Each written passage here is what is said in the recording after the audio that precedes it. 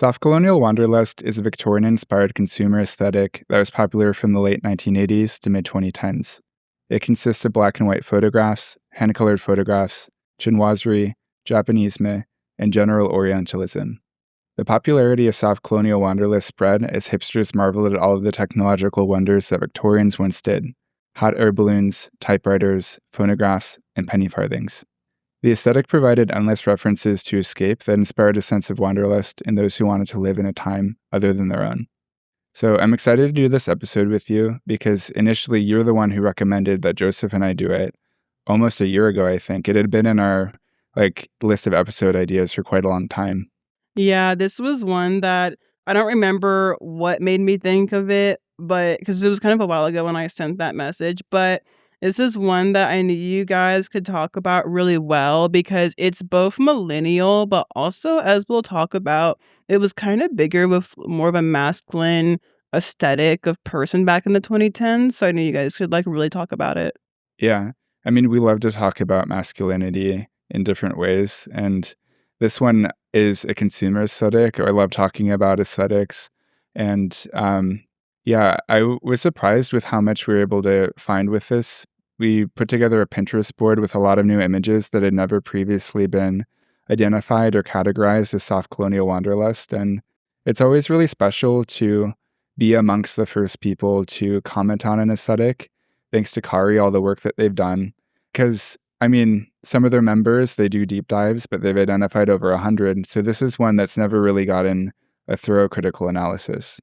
Yeah, and we've already been doing a little bit of discussion back when that original comment was made about this aesthetic and kind of how there is a bit of a feminine version of this, which is kind of like what we call Bali fever, Mhm. which is kind of an adventurous aesthetic as well, but it's very proto eat, pray, love kind of vibes of white women going to Bali and feeling like they're very, adventurous and exotic. And I feel like that is one of those aesthetics, consumer aesthetics, that is the feminine kind of version of this. But we'll go a little bit more into the dynamics of that in this episode. You know what movie has a little bit of that too? It's The Beach, which I think is Leonardo DiCaprio. I watched that once. And yeah, the way they dress and the sort of attitude of the movie is of that sort of Bali eat, pray, love variety. Yeah, for sure. But to start out, I think we can talk about, soft colonial wanderlust history, which isn't actually very long because after this aesthetic was first identified, it didn't get a ton of traction. So initially, someone named Cindy Hernandez, who was affiliated with CARI, the Consumer Aesthetic Research Institute, in 2017, she started a Facebook group back during the time period before CARI was formally established. And this Facebook group was one of over a dozen, or dozens, I should say, that later became connected through CARI. But this one only grew to be about 395 members. And, to this day, it just has never gotten as much attention as many of the others, like, say, Whimsy Gothic or Global Village Coffee House. Yeah, it's pretty cool that we're diving into this when it's such a obscure aesthetic compared to some of the other CARI stuff. Yeah. So this particular aesthetic, what caused it to first emerge? So when I was doing research, I actually found some super early examples of this compared to when the Facebook page was created. It was honestly kind of an alternative style of animation back in the late 70s through the 80s. It really was the vision that people had for alternative animation a lot of times back then, especially with the Monty Python animation style. If you're a fan of that, you kind of know the textured, almost old-fashioned looking cutout style animations that they used in those movies and series where it's very crudely animated, but in a quirky, old-timey sort of way. Yeah, it feels connected to the Victorian era through its reliance on physical movement. Because if you think about early animation, the analog methods were literally physical, like through zoetropes and flip books. And Soft Colonial Wanderlust, it's a very physical aesthetic, purely anti-digital. Even things like radio are kind of too far outside the bounds of what it wants to discuss. And animation in its early history during this period, it was analog in that appropriate way. Yeah, for sure. Like, this aesthetic is focused purely on things that are not digital. Like, anything pre-digital, if it has any sort of motherboard, it's not this aesthetic. Mm-mm. So, a lot of the closest works you'll see that are purely in this aesthetic are things like Rene Lalo's work, who, if you know the movie Fantastic Planet, he worked on that, and the artist George Dunning, who was pretty much responsible for the look of the Beatles movie Yellow Submarine, which has a very unique alternative animation style, and it's from the 60s era. And I feel like this aesthetic is really British as well. Like, their sensibility was probably impacted by their own history of colonialism and how that history kind of intersects with this aesthetic, as we'll get a lot deeper into. Yeah, the Yellow Submarine is interesting because my understanding is during the 60s and 70s, when America, we were knocking down older architecture, traditional buildings. We had our own reasons. Britain is part of their reasons. They felt kind of mocked in a way by the Victorian past because they were a lot poorer post-war. Victorian culture, Victorian objects were getting destroyed. They weren't really valued in the same way.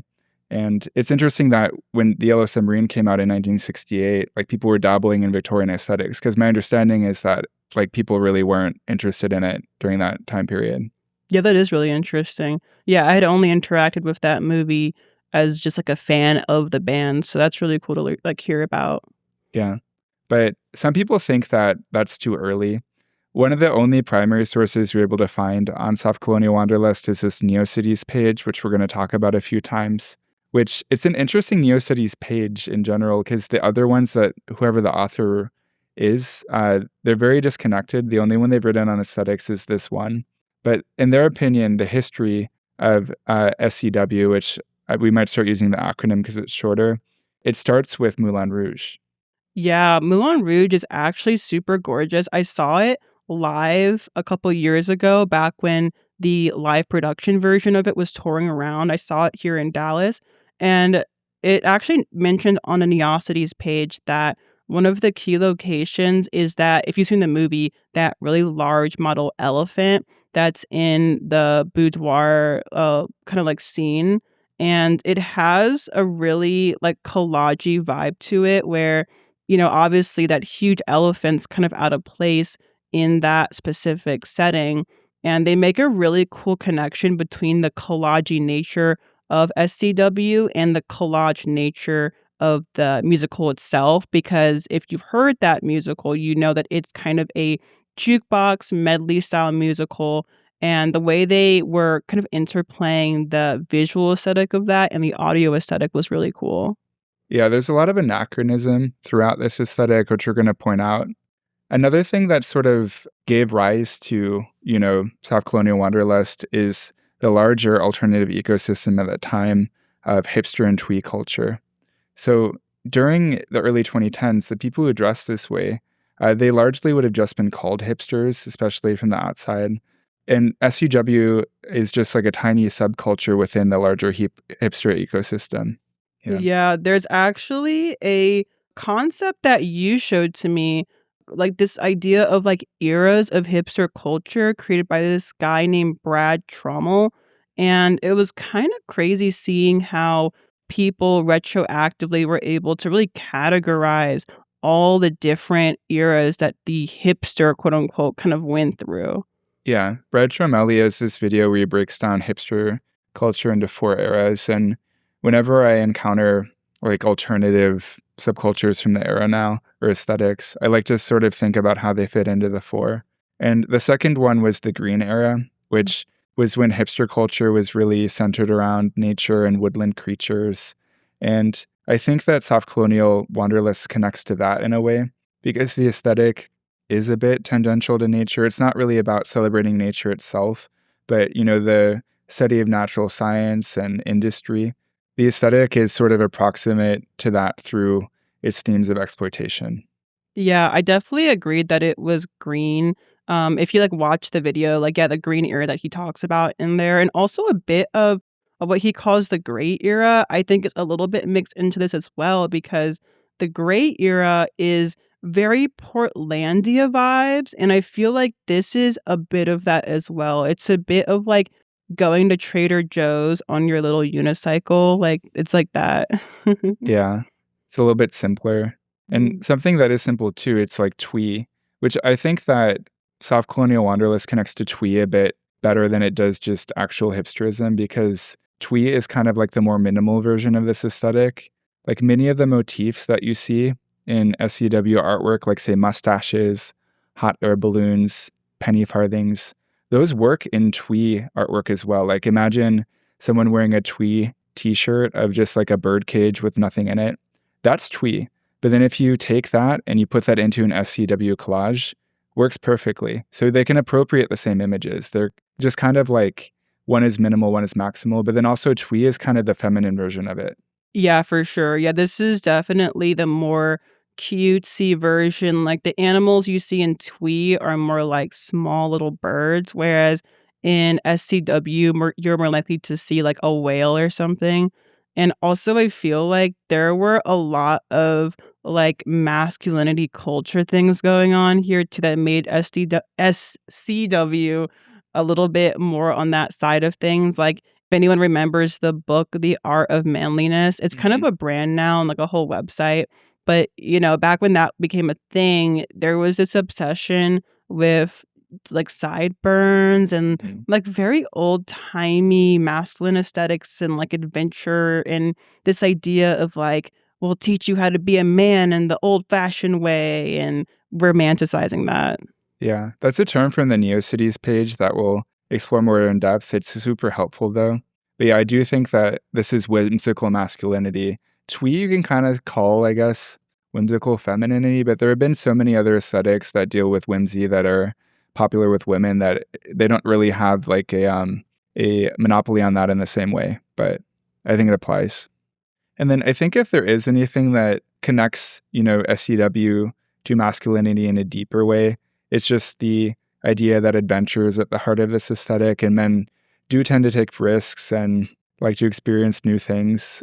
I mean, if you want to say there is some intrinsic link, it would be that. Yeah, for sure. Like adventure books, especially in the era that a lot of this imagery is taken from, adventure books were considered like the thing for boys to read. But this aesthetic, it was popular amongst men. I mean, boys like the idea of it, but it was really men that would exhibit it because they're the ones who can grow facial hair.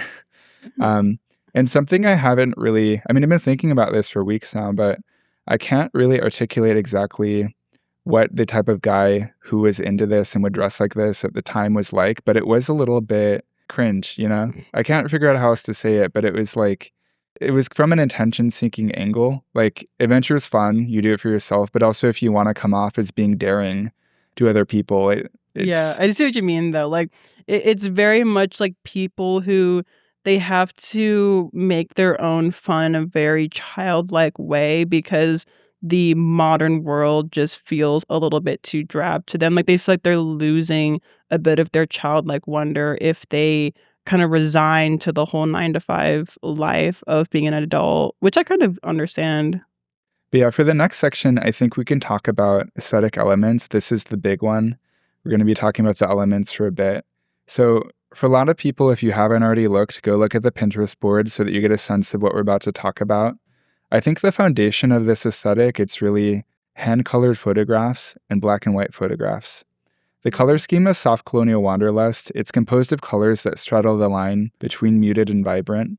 There's a washed out quality that's due to the aesthetic referencing a time when color technology was nascent and incapable of producing anything brighter. Yeah, there's tons of sepia tones as well, just to kind of give it that old-fashioned look.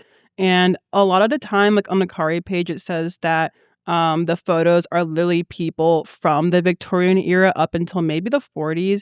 And you actually made a really good point about why the cutoff is in the 1940s. Yeah, it's because the 1950s are the first decade that people conceptualize in their minds as being in color rather than black and white.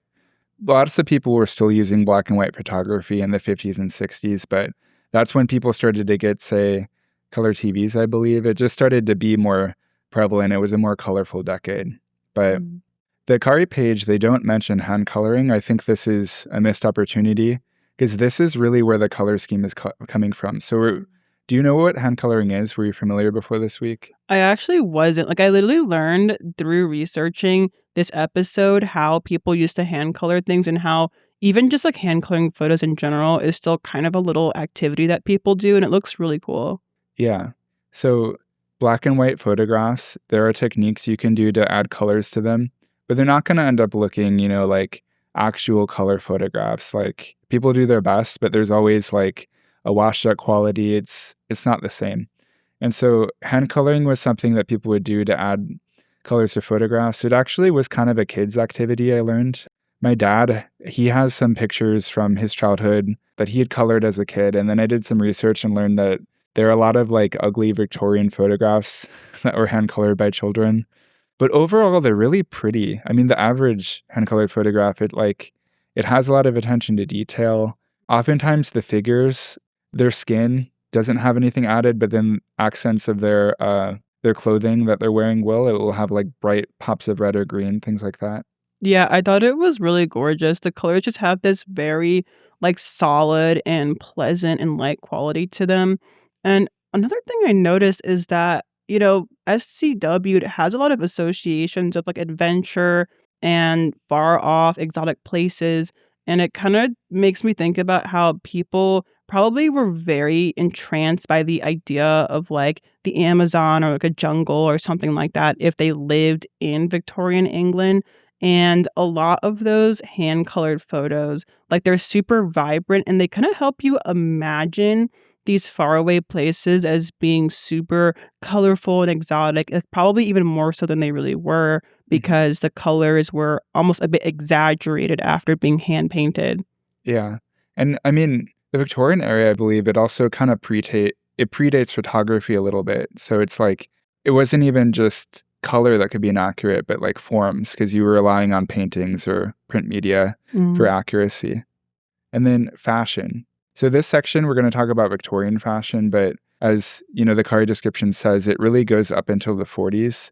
In truth, this aesthetic, it relies on anachronism in lots of different ways, including through fashion. So it's not something that I have the eye for really, but pretty often when you're looking at photographs of soft colonial wanderlust, they're going to have bowler hats that shouldn't be with a particular suit, or like I can tell that it's a little bit off, but not exactly why. Yeah, there's tons of that in this aesthetic, and I feel like this is, at least for me, the majority of where the overlap with steampunk happens, because steampunk is also very concerned with this very new idea of what Victorian fashion is, like kind of an exaggerated idea of what Victorian fashion is. And I don't know why, but I was also like really obsessed with Victorian era stuff back in the 2010s. Like I would read like Victorian novels and have tea time, and I don't know why I was so into it. I think I just think like, especially as a girl, I loved like the whole tea time vibe and like the big hoop skirt vibe. Hmm. And there's something so interesting just about how restrictive that era was too, just in terms of the manners and the social rules. And it's very good for like type A people who just want like very specific social rules to follow and like finger sandwiches and stuff. Yeah. I mean, that's why all the historical reenactors love this stuff, and why a lot of them, to be honest, are artistic. It's because it like gives them something to hyperfixate on. But I've never been super into Victorian stuff because my interest in the past, it comes through what I can access in Chicago.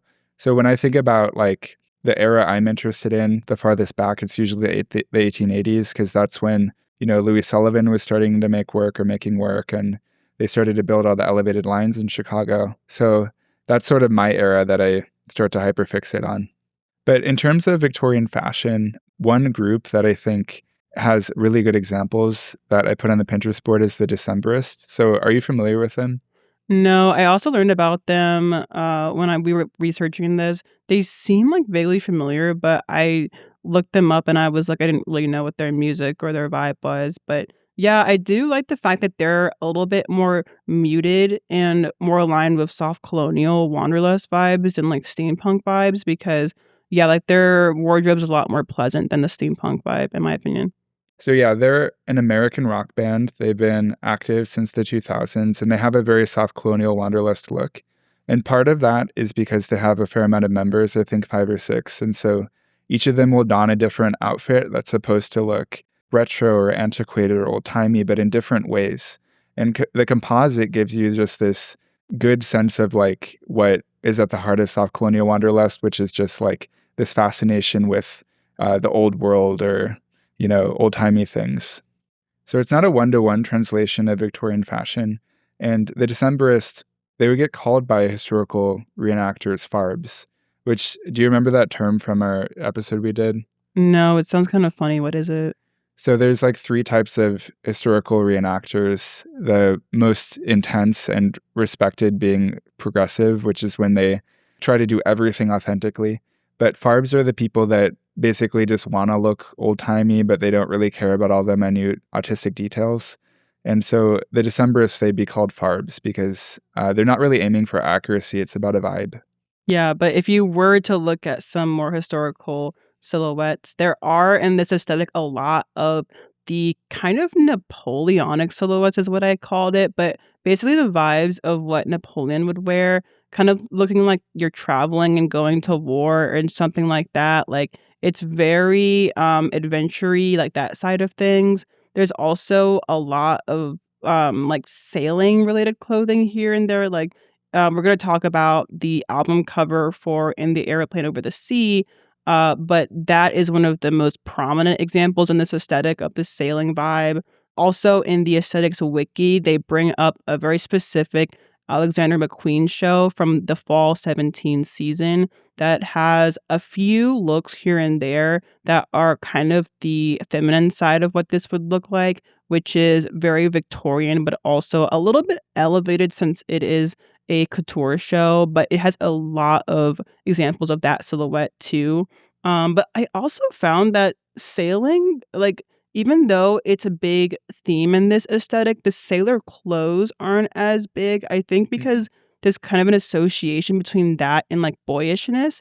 And this is very much like a more masculine, manly aesthetic than a boyish aesthetic. So you don't really see as many sailor clothes as you think you would. Yeah. But yeah, I think in general, the maritime side of this aesthetic, it technically exists. We know it does. We know it works. But there aren't a lot of concrete examples because in general, this aesthetic idealizes air travel over sea travel. Both work and both, are ways to access and tap into wanderlust. But airplanes and hot air balloons, as we'll get to, are like much more popular.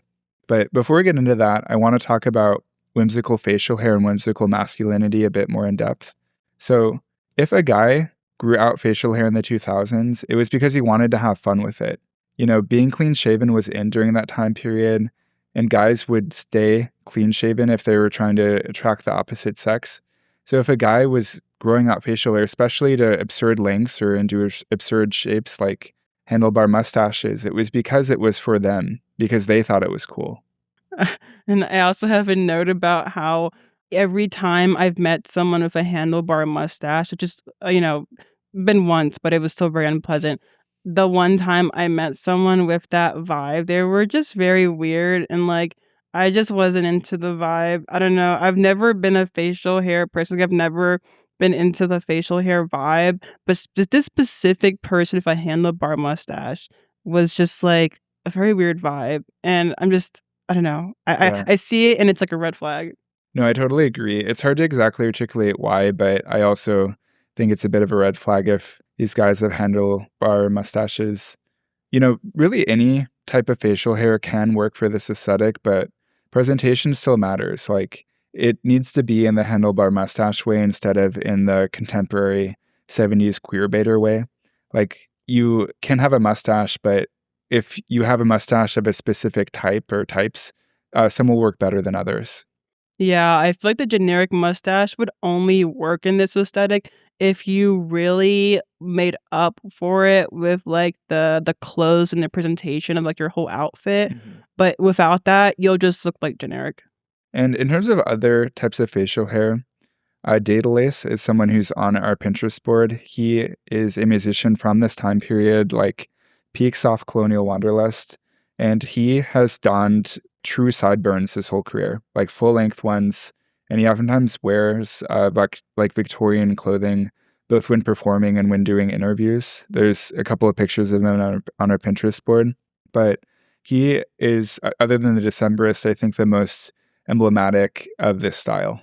Yeah, and that kind of segues into another really big pillar of this aesthetic, which is just that entire idea of whimsical masculinity and like why is that so central here? What's the motivation? I think it's just because they're trying to reference a time when, to be a man was to be the one who does like all the adventurous stuff. There were lots of men's only spaces, as you wrote on the notes, Nathan, where, to be a man was to be kind of in your own world of masculinity in like a man cave sort of way. And women were just far less prominent in sectors that were very out and about. And there were lots of quirky masculinity properties from this era as well. Like we kind of mentioned art of manliness, which we'll go more into masculinity in this episode, but I think it really comes from a reactive place in the 2010s just because that was the era that the concept of like toxic masculinity became more talked about, and it was very much that 2010s feminist era. I think a lot of men were looking for a way to be masculine that wouldn't get them like canceled or whatever. Like they wanted something that was unassuming, whimsical, not very like scary to people who, were very invested in that concept of toxic masculinity. And this was kind of an answer for those people who wanted that more whimsical, unassuming vibe. I think the people that gravitated towards the aesthetic, it probably was a bit more of an aesthetic thing than a conscious choice of like, okay, I want to be masculine, but in this way that is seemingly more sociably acceptable. But I kind of like the whimsical masculinity aspect of this because in the modern day, masculinity is performed for others, like with, the performative male. But with this, it's really done for the self so that you can have fun, pursuing adventure, just having exciting and new experiences. And I appreciate that it's still self-guided. I think that it can be toxic in its own way. It can still end up being performative, but it's still done for the self in this way that I like appreciate. Yeah.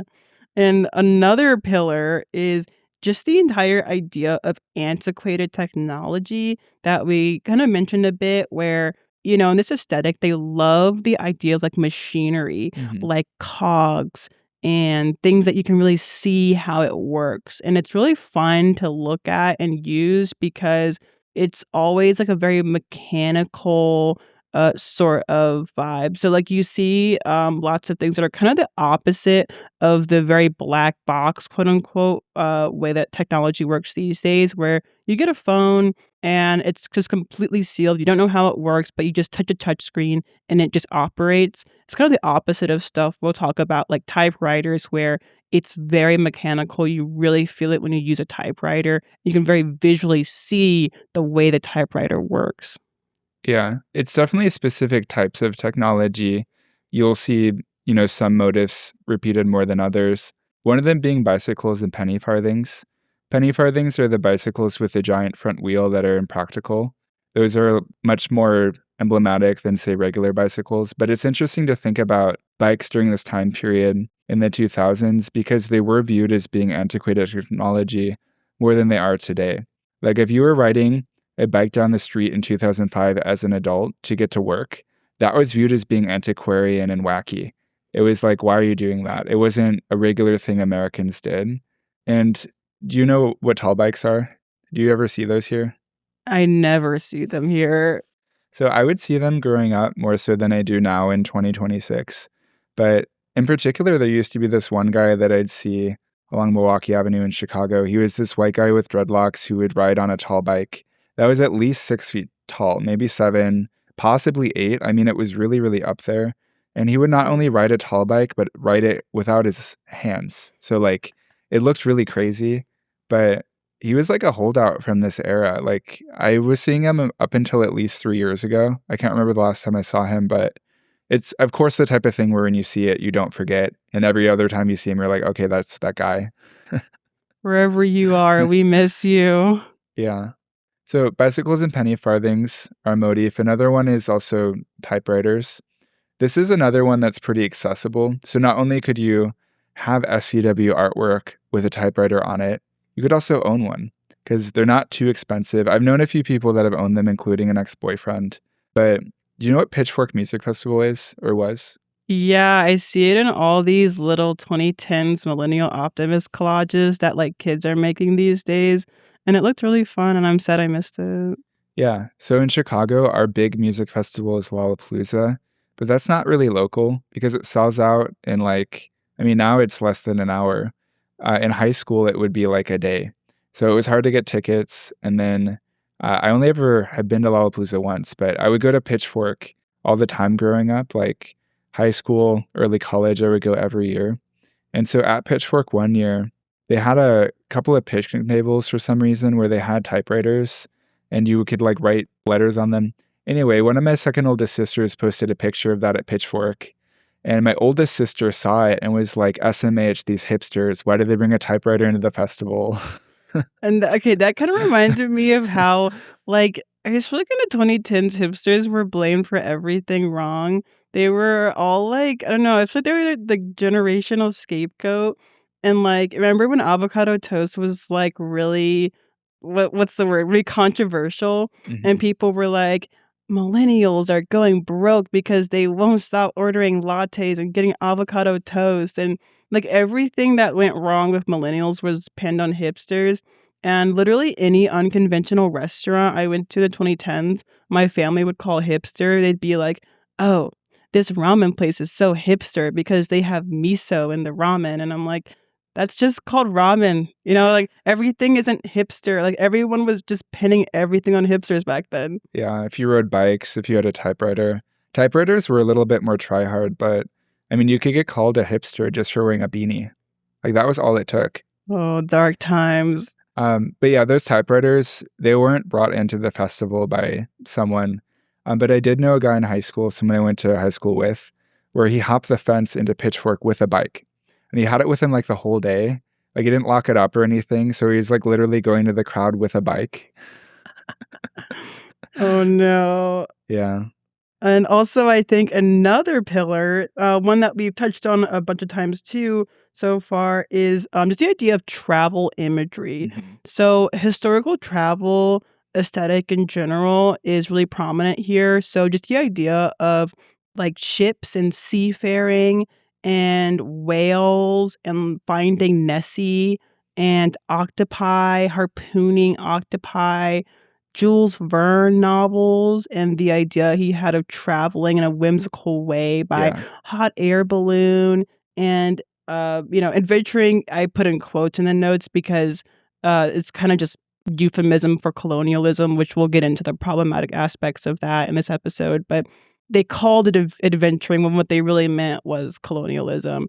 But yeah, just the idea of setting sail. Also, zeppelins were really big pre-Hindenburg disaster zeppelins. So back when zeppelins were like not a red flag, like stuff like that. Yeah. No, the term adventure, it had more of a cultural weight during the period Soft Colonial Wanderlust was popular in the late 2010s. That was the halcyon. But it had like a lot of cultural resonance for like a decade. Like growing up, if kids wanted to hang out with each other, they'd say like, "Oh, let's go on an adventure." And that could Adventure be time. something. Yeah, Adventure Time is an example of that. I mean, The Marvelous Misadventures of Flapjack, which we'll talk about, but adventure as a word was more trendy than it is now. But back to travel and hot air balloons. So, hot air balloons symbolize the aesthetic and its values more so than any other SCW motive. Like, they're a mode of transportation that enable you to see the world in the literal sense, like almost turning riders into aerial flaneurs. And there's no more impractical way to satiate wanderlust. Like, yeah. Yeah, I love hot air balloons, like the whole concept of them. Like the idea of around the world in 80 days is already whimsical, but the idea of doing all of that in a hot air balloon instead of any more practical like mode of transportation is so funny to me. And they just look really cute and like quirky. I've never been in one actually, which is so sad. Yeah. I learned recently that even the way you get into them is whimsical, because if you think about how they inflate, the basket needs to be on its side, before the balloon blows up, and then it will start to rectify itself and become upright. But you as a passenger, you need to get into the basket while it's on its side. So the way you start out is actually kind of wacky too. I love that. And yeah, you mentioned Jules Verne, so you'll see some fictional aircraft on the Pinterest board as well. They generally don't get too metallic, like you don't start to see too many nuts and bolts because that becomes too steampunk, but you do see like fictional flying contraptions as well. That's definitely a thing. Yeah, and I've also noticed that the whole travel motif is very prominent in the consumer side of this aesthetic as well, especially in the Trader Joe's side of things, which we'll kind of mention. So things like luggage tags, like the very old-timey Ellis Island style luggage tags. You'll also see colonial explorer outfits, like we mentioned, but like the very khaki old white man with a monocle on safari shooting lions, which is what I called that outfit. I don't know what the technical Yeah. term is, but you'll actually see these on like animal cracker tins, like the Barnum's Mhm. animal crackers. And that to me is like one of the most soft colonial wanderlust products ever because it's called Barnum's, which is so SCW. And also the way that animals are rendered is super SCW. Yeah. No, I mean, the aesthetic, it literally does become colonial sometimes. I mean, the designers back in the day, they usually had the common sense to not go that far, but like you do see that sometimes. And speaking of another element of this aesthetic, so Soft Colonial Wanderlust, it strictly references in-person entertainment. There are no televisions, radios, anything remotely digital. It references a lot of the more unsavory ways that Victorians would alleviate boredom, like, say, freak shows. And this is sort of where the aesthetic starts to go in a more problematic direction, and we can sort of address the themes of exploitation throughout it now. Yeah, I feel like exploitation is a very unquestioned part of this aesthetic from back when it was really popular. It really was just a very inherent part of the scenery Mhm. itself.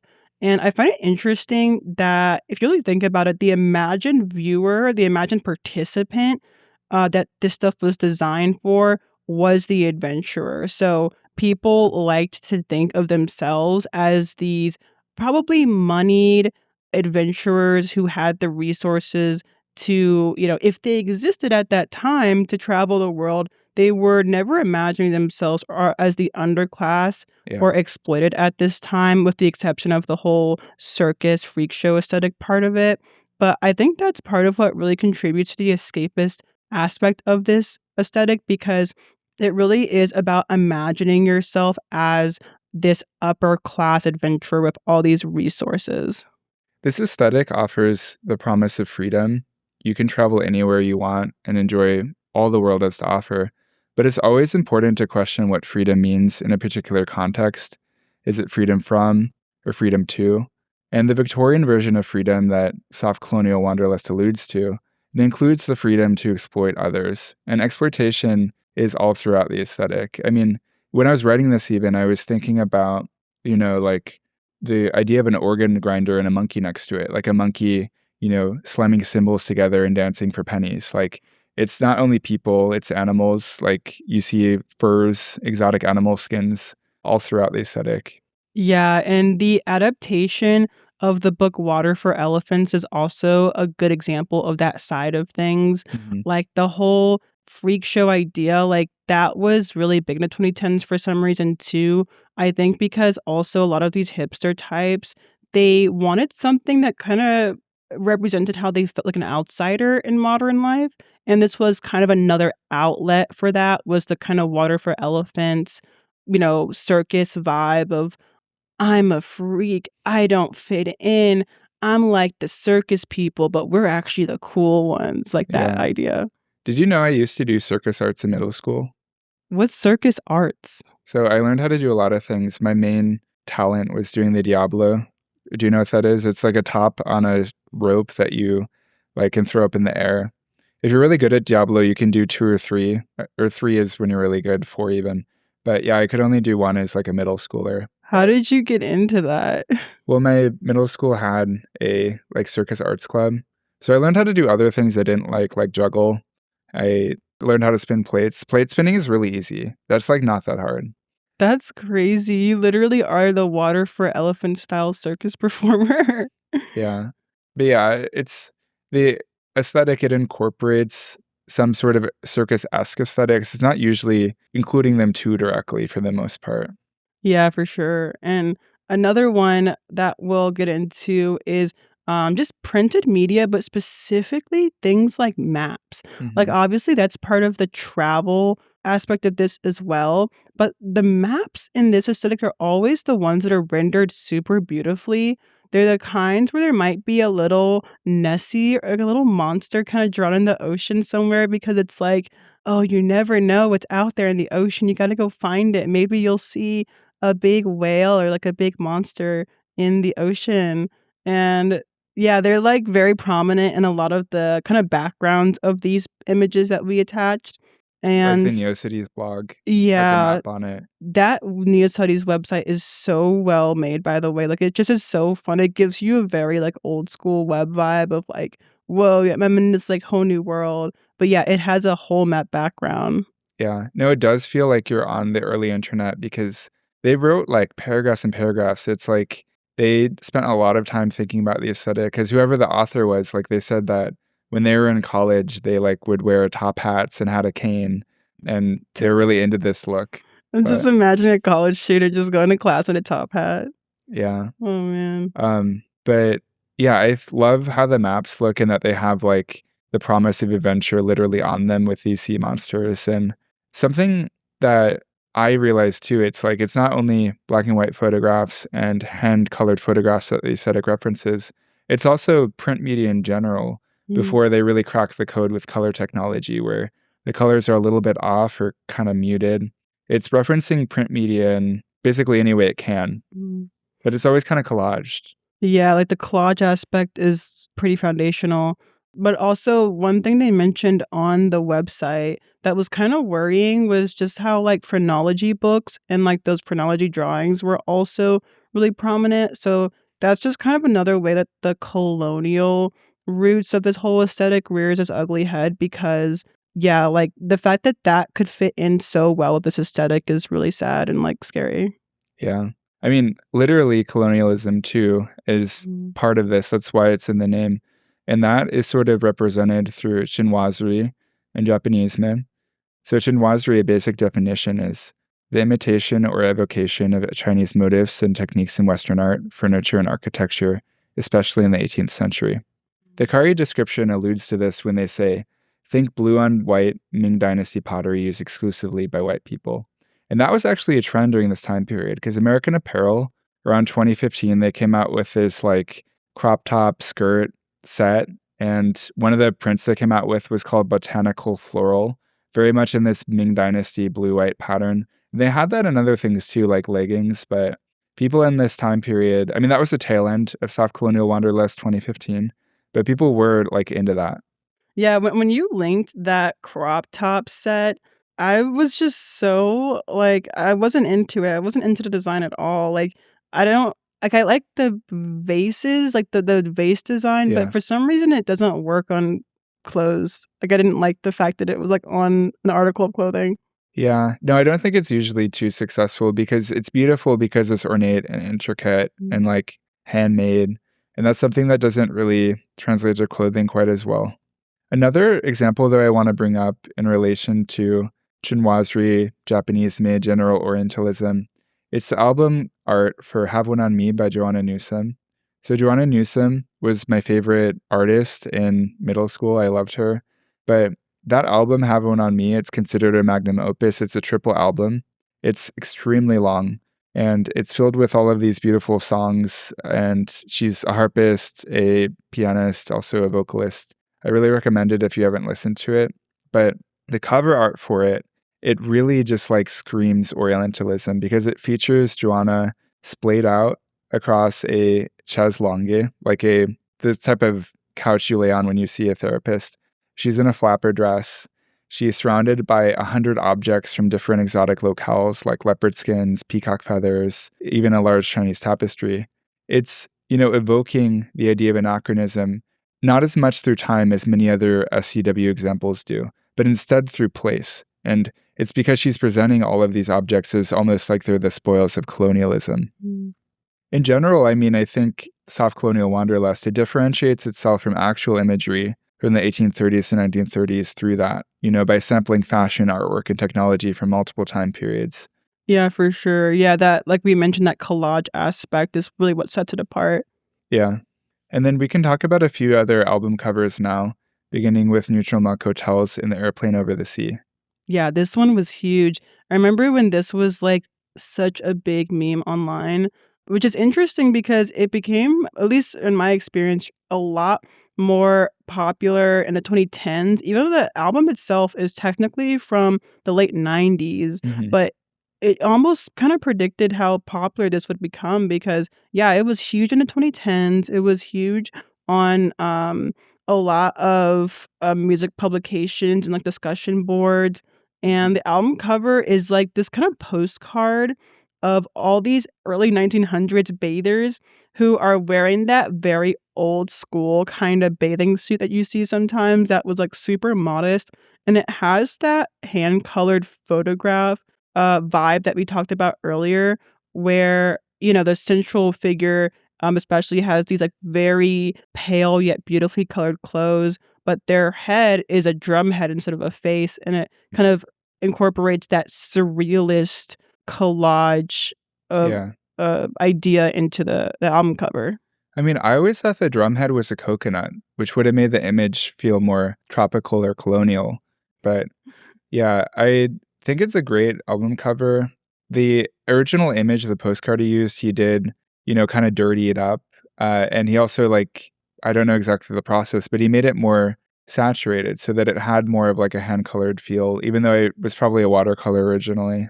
Mm. Yeah. Yeah, and then you also found the interior album, Artwork. like, Yeah. artwork. It looks so cool. Yeah, so actually the back of the album too, it has an image that I didn't put on the Pinterest board, but it's of a marching band. That one also kind of works, but the interior artwork is a much better fit. It's of like a flying gramophone. Something I realized when I was thinking about technology and how it's incorporated into the aesthetic is that like typically it's more likely for it to be hand drawn or to be rendered in a way that's not a photograph because that makes it a bit more human. In general, this aesthetic, it incorporates technology, but it's with the human in mind or like how it's going to make life more fun or exciting. Yeah, that's a really good observation. I've also kinda just thinking about the way the music sounds, I feel like this is one of the albums that kinda sounds the most like I imagine this aesthetic sounding, just because the instrumentation is very twee, very old school. You won't really hear lots of synths on this album. It's very twee instrumentation. There are very few modern sounds, and the vocal style is also very folksy. And then another album cover that is very emblematic of South Colonial Wanderlust, it's Funeral by Arcade Fire. It features a hand holding a feathered quill that is slowly morphing into this really beautiful Victorian floral design. And it's an example of the aesthetic that doesn't really incorporate photography. It's from the like print media angle. So I appreciate that it's able to explore the same things but through different mediums. Yeah, I definitely think that this album, but honestly more so the Neutral Milk Hotel album, they really sound the way I imagine this aesthetic kind of Mhm. sounding, since the instrumentation is, especially on In the Airplane, very twee, very folksy. You don't hear a lot of electronic sounds, and even the vocal style is super folksy. Now that we've wrapped up all the aesthetic elements, we can start to talk about animation a little bit again. You've already talked about early Victorian animation and how like some animation in the 70s and 80s is sort of where this aesthetic starts. But I want to talk about the more recent examples, the main one being The Marvelous Misadventures of Flapjack, unless you have anything else to note on that before I transition. Oh, yeah, I did mention that there are of some very light aspects of this in the Méliès movie Trip to the Moon, Oh, yeah. which is a super duper early movie where there's literally a animated or semi-animated portion where there's like a big ship that crashes into the moon, and the moon has like a face and it like crashes into its eye, and it's really surreal, and it has this practical effects vibe to it. And I really, really recommend that movie, The Adventures of Baron von Munchausen, because the practical effects in that movie are so incredible. The way it plays with perspective and paintings and renderings and makeup is super quirky and timeless, and it really feels the way that adventurers in this aesthetic probably feel in real life. You just saying that right now, I just remembered there is a Flapjack episode where he does meet the moon, and I think it is, like, Flapjack, oftentimes animation style, they would incorporate stop motion, or sometimes they would include real actors, like, sort of in a SpongeBob way, like, you know how sometimes there would be that pirate that would pop up? I didn't like those episodes. Patchy? Yeah, You know but that's Tom Kenny, right?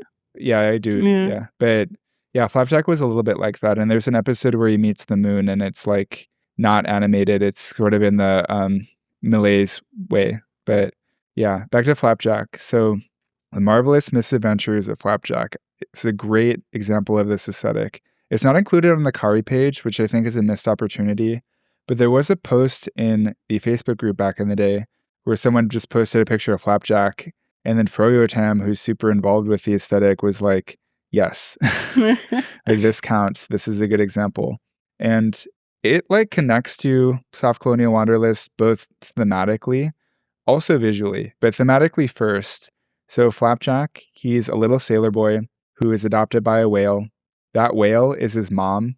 It's also where he lives. He lives inside of the whale, and it's also his main means of transportation. That's so Soft Colonial Wanderlust. Oh my Yeah. god. And then Flapjack, he meets this older sailor who is kind of coded as an alcoholic because he's addicted to sugar. He'll, like, go around and carry this bottle of maple syrup in his jacket and drink it, and then he kinda acts like a drunk. But both Knuckles and Flapjack, they go and they try to search for Candy Island, which is a fictional island made of candy, and they never find it in the show, I believe.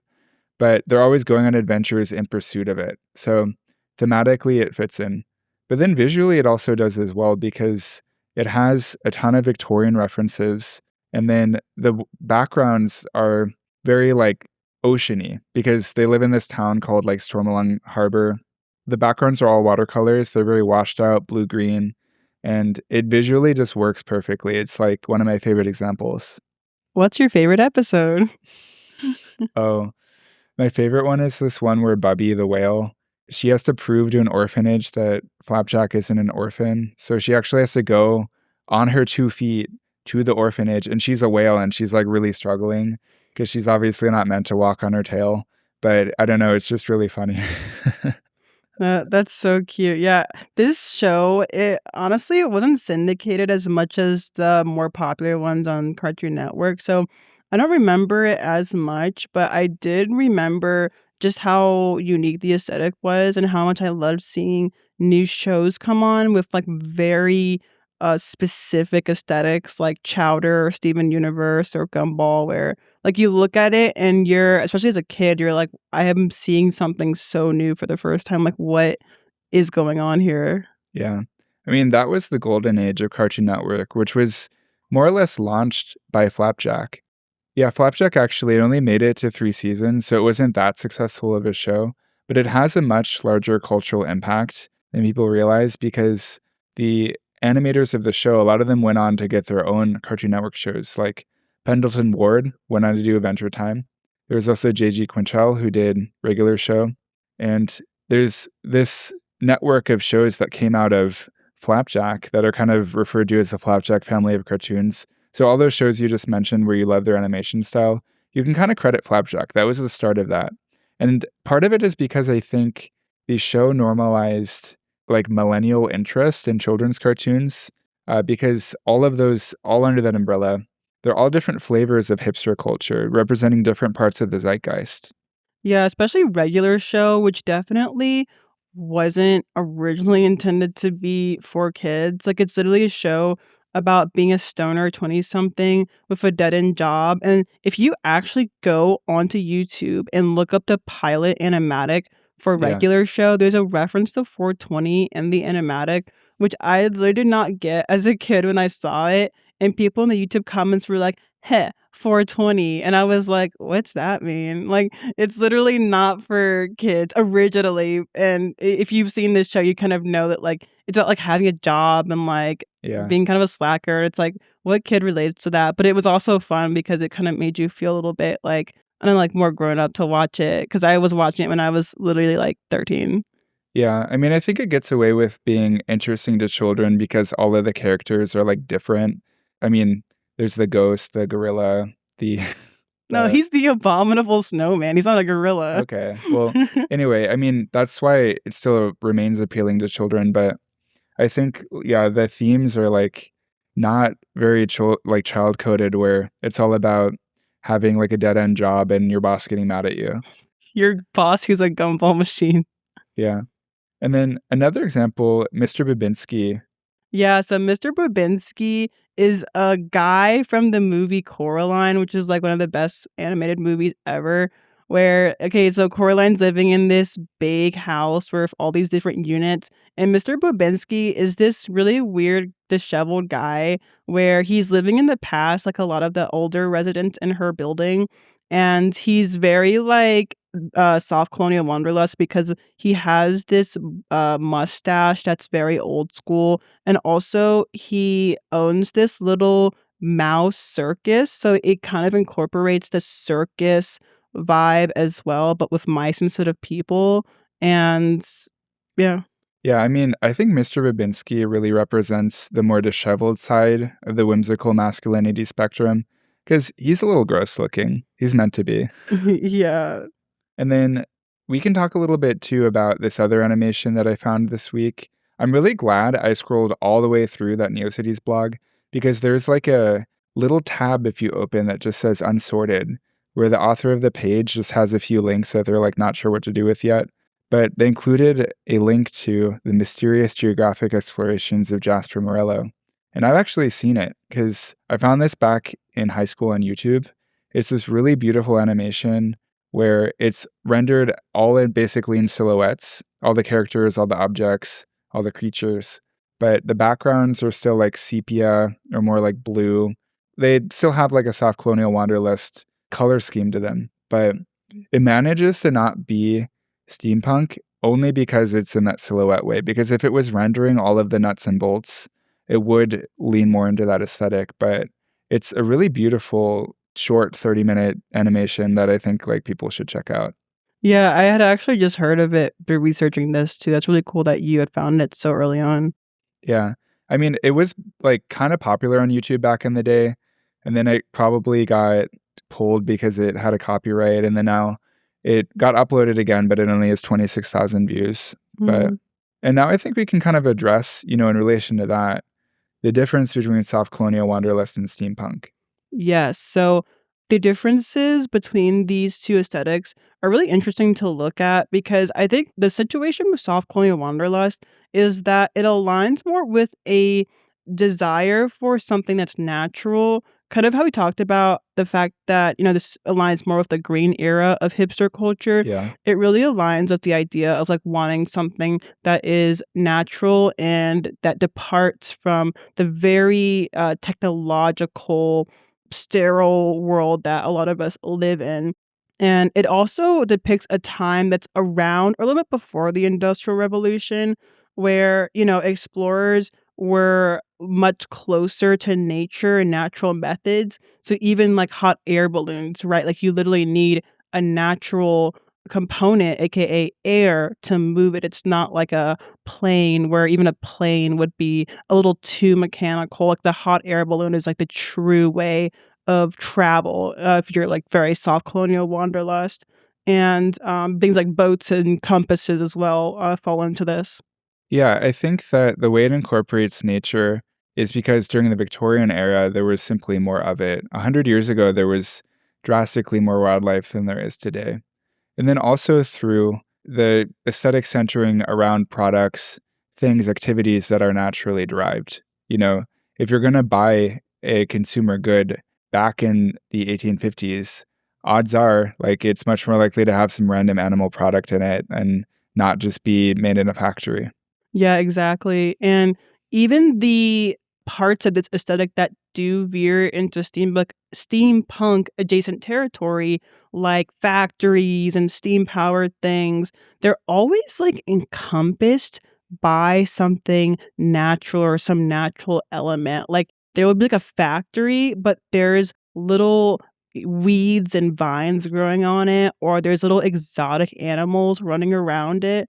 And so it's always kind of collaged with the natural world, which looks really beautiful in a visual way.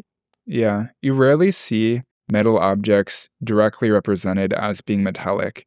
If you see objects that are metal, like say a gramophone or an airplane, it's more often to be rendered through a print media lens where it's made to look more naturalistic because it was hand drawn or because it was a woodblock print. Like they represent technology, but through like the human hand, basically. Oh, yes. Yeah, and in steampunk, also, one of the comparisons we made, is just that it's more about inventing things and, like, innovating things in this kinda mad inventor vibe sort of way and technological development as opposed to soft colonial wanderlust, which is more about geography than technology where, the tech is behind things like transportation and how to get around, but geography tends to be the biggest development in this aesthetic. So, discovering what's out there as opposed to being in your home, like inventing and like making something new. Yeah. Another difference too is that steampunk is a bit dystopian. It's implied in subtle ways that this aesthetic emerged through something that was post-apocalyptic. While soft colonial wanderlust is utopian, it represents a period in time where the world was supposed to be your oyster, as long as you were a wealthy Victorian person. Yeah. And then I wanted to talk a little bit about soft colonial wanderlust in the built environment. One example can be found on the CARI page, the arena page. They have a few pictures of a Banana Republic store from the 90s. And that's, a more direct colonial reference. But I think Trader Joe's is much better. Like, you found a bunch of ads that you put on the Pinterest board. Really, really great examples. Yeah, I find it interesting that Trader Joe's is still kind of holding on to this. Like, people to this day are sometimes rediscovering like some of the weird, almost like colonial vibe brands they have, where it's Yeah. like Trader Jose or Trader Ming or something like that, and being like, what in the world? But like, yeah, but it's still holding on to this. Like, I think that's just kind of a byproduct of how it's supposed to represent this carefree almost like urban millennial arrested development vibe of like, having double income, no kids, fur baby. You don't need to buy real groceries. You can just buy the Trader Ming's frozen egg rolls for like your night in with your boyfriend and fur baby. Yeah, I mean, I think the reason they're able to get away with the aesthetic is the same reason the aesthetic emerged in the first place, which is that it looks fun. Trader Joe's, I mean, some of the ads you put on, one of them is of an octopus holding a bunch of groceries with all of its tentacles. You can just tell it was fun to make. It's fun to look at. Like, that's why they get away with this. It's because, like, they present it in a way where it's free from all of these negative associations, or it tries to. Yeah, and it makes me really want to work there because it looks really fun. Did you know that they actually direct the employees to flirt with the customers? Wait, okay, this has never happened to me, but like whenever I went as a kid, it was with my mom, so maybe that's why. That didn't They would flirt happen to with your her. mom, or they wouldn't? No, they didn't flirt with her at all. Wait, has it happened to you? No, but I'm very kinda cold when I interact with customer service people. No, not like I'm being mean to them, I'm just, like, kind of direct. It's like a Chicago, New York thing, I just wanna get it over with, you know? Yeah, But but they could make a really good tip if they did. yeah. And then in the built environment, this isn't something I found a direct example of, but cafes during this era, so, 2000s, early 2010s, they present coffee as being a worldly drink that elicited kind of a sense of orientalism.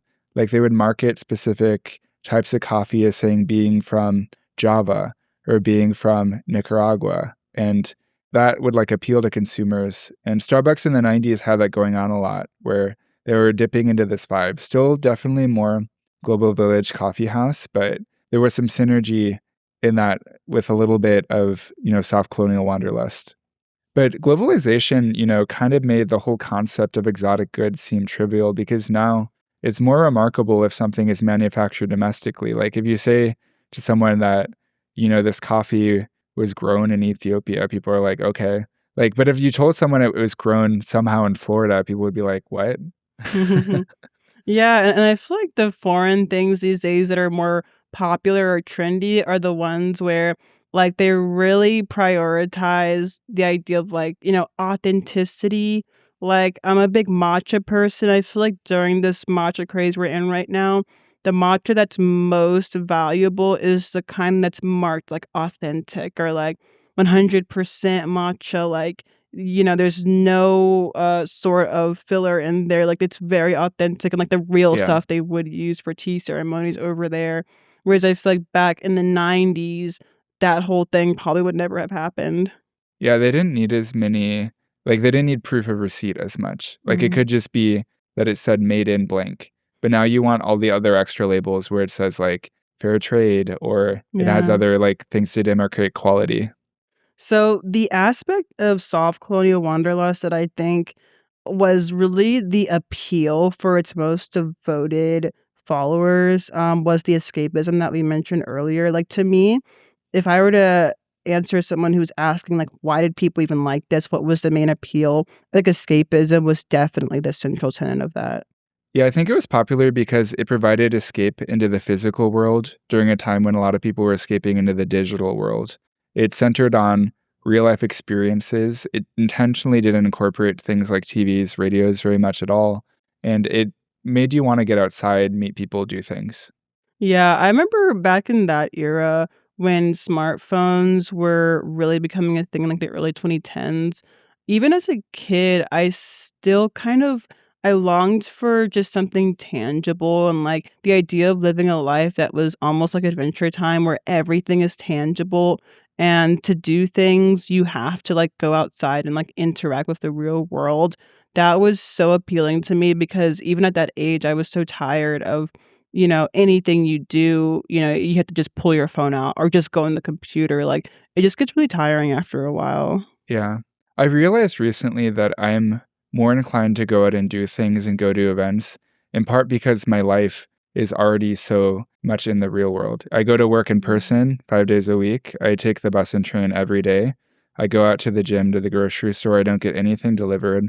And that makes me more inclined to then accept invitations when I get invited to a party or if a friend asks to do something. And Mhm. I realized that, like, yeah, there's a big difference between me and someone who's stuck inside all day. I just realized that's why I don't cancel on people. 'Cause you're already out, so might as well go. That's the thing too, actually, when I leave the house, I oftentimes schedule my day in a way where I only leave and don't come back at all. I leave once and I don't come back for Yes. 12 or more hours sometimes. I'm the same way, I'm like, "Okay, I'm going out." This is one of those days where I go out.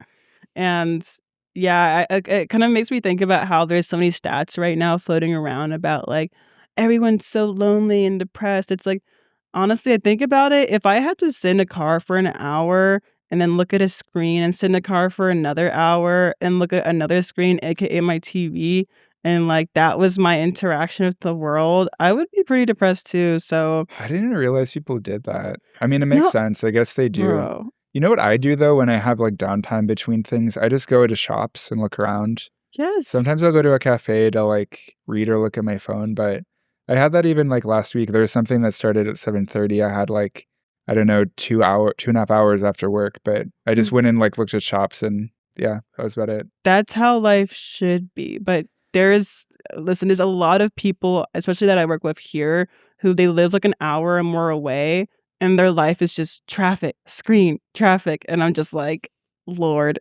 Yeah. It's not a great life to live in my opinion. nope." Yeah. But, yeah, another appeal, I think a central appeal, if I were to have a takeaway for this aesthetic, is just an alternative avenue of masculinity. As I mentioned, in the 2010s, toxic masculinity, which for the record, I agree with the initial argument being made by that concept, which is essentially that there are interpretations or expressions of masculinity that can be very damaging and in some ways physically violent. And those should be exposed for what they are, and people should be like made aware of that and reduce those types of behaviors. And I think I definitely agree with that. But I think it's also just like one of the most misunderstood concepts from that whole 2010s feminism wave as well. Because a lot of people, the backlash was that a lot of people felt like, oh, they're making masculinity illegal. Like, you can't even be masculine anymore. And like, just people really misunderstood it, in my opinion. And I feel like the whole art of manliness world of media was kind of people trying to rebuild from an earlier era, like what their idea of masculinity was, so that it wasn't as threatening to people. And I kind of I in the notes I kind of talked about this as being like the tussling while wearing a leotard type of masculinity, where you're still fighting and like wrestling, but you're wearing a leotard and you have a mustache and you're like, hey sonny boy, like you're not actually threatening, but you can still feel like you're lifting a weight or punching someone in a ring, and like you're really a man's man kind of vibe. Yeah. You know what I just realized? So in the early 2000s, I think that the standards men held themselves to not look gay, the most extreme ever. Like, they were very Mhm. strict. Like, you couldn't do practically anything. You had to fit this very conformist vision of what a man should be. And I think now that I've connected this to Soft Colonial Wanderlust, the way that that became really undone, partly or significantly, was through wearing clothing that was socially acceptable for men to wear prior decades and framing it as vintage and approaching it from a vintage angle such as Soft Colonial Wanderlust. That sort of like loosened the knots and then gave us the freedom that a lot of men have today to look as gay as they want. Finally. Yeah. I mean, I still appreciate this aesthetic and just that it is a version of masculinity that's done for the self, because I kind of forgot that you could do that. Like, it's so oftentimes performative, but that performance can be to lead to adventure instead of it just being about like attracting certain people. Yeah, for sure. Yeah, like the whole performative male thing that was happening a little bit ago is, yeah, very much of this, or of our current moment, Yeah, it's the so opposite of yeah, what they were doing with that. yeah. And then we can talk about the decline of soft colonial wanderlust to sort of round things out. Yeah, I think like, all or almost all millennial aesthetics, this really fell out of favor with young people just because it was just so recent. Like obviously the thing that is the most recent trend is going to be the least fashionable thing you can do because it means that you just missed the boat when it came to that trend. So, like Yeah. it kind of had the vibe of like wearing a mustache, like or like drawing it on your index finger and like holding it up to your lip, like like very like right out of date. And that's part of why, but also I feel like taste in general just kind of shifted away from just millennial and twee aesthetics overall. Like it was already super niche compared to what the general population was doing in the 2010s. So I mean it's kind of inevitable that it wouldn't last.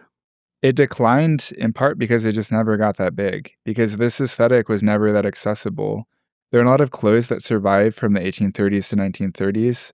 You can get some in vintage shops, but the average person does not have the time, resources, or really the inspiration to dress like a Victorian. Like, you have to do research, you have to put in a lot of effort. So it never got that big in the first place, and that's part of why it like disappeared. It's because it was too high effort. Yeah, it's not like 60s aesthetics, which I still see on TikTok sometimes, where, like, obviously, those clothes have survived way more. They're easier to Yeah. produce if you do want something new. And just like the idea of a 60s vibe outfit is just so easy to incorporate in your everyday life. Whereas Victorian vibes is like so costumey compared to that, that it's very impractical and it was just never going to survive. Yeah, Joseph had the idea that the 60s are the most recent or the latest you can go back without clothing starting to look like a costume. And then Victorian obviously is very much a costume. So it's just, yeah, it's too high effort, a little bit too weird for most people. And that's why I didn't end up growing more. Yeah, and I also think it's a bit too close to steampunk for a lot of people as well. Like, I was someone who was on Tumblr and like in those spaces when steampunk was big. And even at that time, it was just one of those more cringe aesthetics. Like, there was the band Steam Powered Giraffe. Like, I Mhm. put a really funny photo of them in the doc because, like, there's this weird photo of them where they're posing in this really embarrassing way, like, they're having so much fun in that photo, and they have the whole cocked eyebrow, like, mad villain kind of expression, and I just think that soft colonial is just a little bit too close to steampunk to, really permeate anything else than just, like, a very niche, group of people, and, like, it's just very easy for it to look just Yeah. yeah, like, not what you want. Yeah, the mannerisms and facial expressions in that group photo, they're adjacent to the ones that cosplayers and people into anime and manga make. And the aversion to steampunk, a lot of it is coming because a lot of that comes from steampunk having been attractive to that crowd of people, the type of people who are too terminally online and like anime and manga. And that's kind of the only time that they've overlapped with aesthetics other than people in aesthetics really getting into anime and manga in, like, really carefully considered ways. Oh, well, this was actually where I disagreed with you because I think there are tons of aesthetics that are big with the anime community, but they're mostly like the visual K sort of stuff that was coming straight from Japan. So things like visual K and all that, but they're not really consumer aesthetics you see in the West. So, you'd kind of have to travel to see them as consumer aesthetics. And Yeah. I I feel just like CARI doesn't really prioritize those. I just think if you go and you ask someone who, say, has a Crunchyroll subscription to look at the CARI page and look through all 100 aesthetics they've listed, odds are the only one they'll recognize is steampunk, because I think that is listed on there. So, like, I mean, I just feel like that's anyway, that's why, it's because it's associated with them. Like, there was this tweet that I saw a couple of years ago where someone had asked on Twitter, they were like, "What's the name of that one activity where it's kinda like stripping, but for people who are into cosplay?" And then someone was like, "Oh, burlesque." And it's like, that's a anyway, that whole ecosystem connects, and that's why I think people don't like steampunk as much. Yeah, burlesque was kind of nerdy, hipster vibes, wasn't it? Yeah. Yeah. No, I mean, the type of person who wants to wear a top hat and look a CW is probably also into burlesque. Oh, Lord. Yeah. But yeah, I really predict that this aesthetic will gain a little bit more of a comeback or a little bit more traction with young people very soon, just because generally speaking, millennial optimist vibes are becoming more and more in fashion because of Gen Alpha becoming nostalgic for the very recent past and spreading all these TikToks that are all like, remember the 2010s? Or I want to move to Brooklyn and be like Lena Dunham and Girls, like, like people being nostalgic for literally like 10 years ago.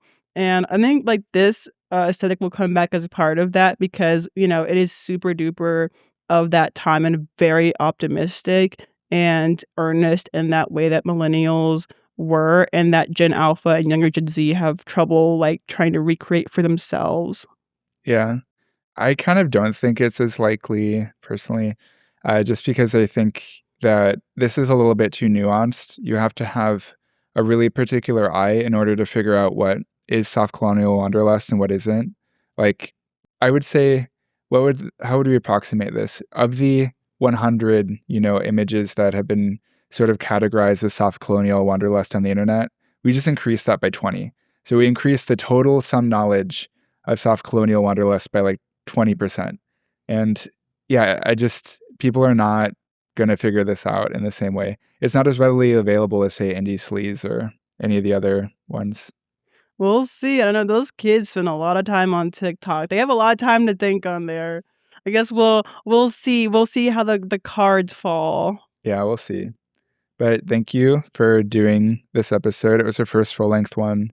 And yeah, we're going to be doing a fair number of aesthetic episodes together, I'm sure. And I hope you enjoyed this first one. Thank you. Bye, everyone.